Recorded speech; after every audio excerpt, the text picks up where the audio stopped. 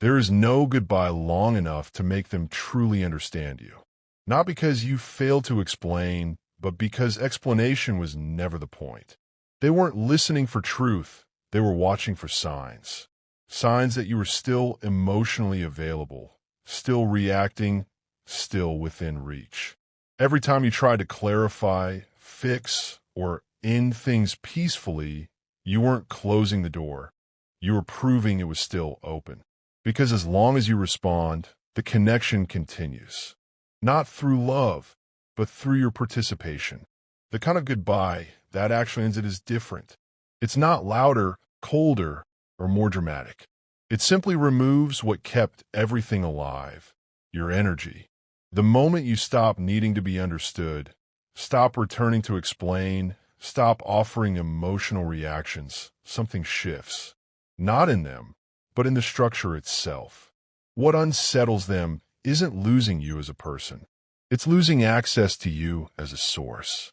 The attention, the emotion, the presence you once gave without realizing. That was the fuel. And when that fuel is gone, the system doesn't know how to function the same way. That's why the most powerful goodbye is not the longest one. It's the one you say once and then live by. No repeating, no reopening, no hidden hope. Just a clear internal decision. Your role here is over. This kind of ending doesn't explain, argue, or accuse, because all of those things keep you connected. Explaining seeks validation. Arguing keeps the loop alive. Accusing still ties your emotions to them. Even leaving space for one last conversation becomes a doorway back in. Instead, this goodbye is clean. Not perfect, but final. And the real power isn't in the message itself. It's in what happens after. Because you can say the right words, but if you go back to check, respond, or wonder how they feel, you're feeding the same cycle again. But if you stay consistent, if you don't react, don't return, don't re-engage, something deeper begins to change. At first, it feels empty, quiet in an unfamiliar way. You may question yourself, wonder if you were too harsh, too distant. But that voice isn't truth. It's the echo of the role you used to play. Because you were the one who held everything together. The one who explained, soothed, fixed. And now that you've stepped out of that role, it feels unnatural. But slowly, something else takes its place. Your mind becomes quieter. Your emotions feel more stable.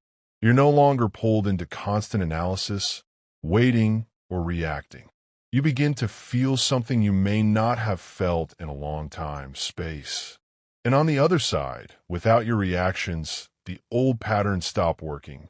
There's nothing to push against, nothing to pull from. That's when confusion starts for them.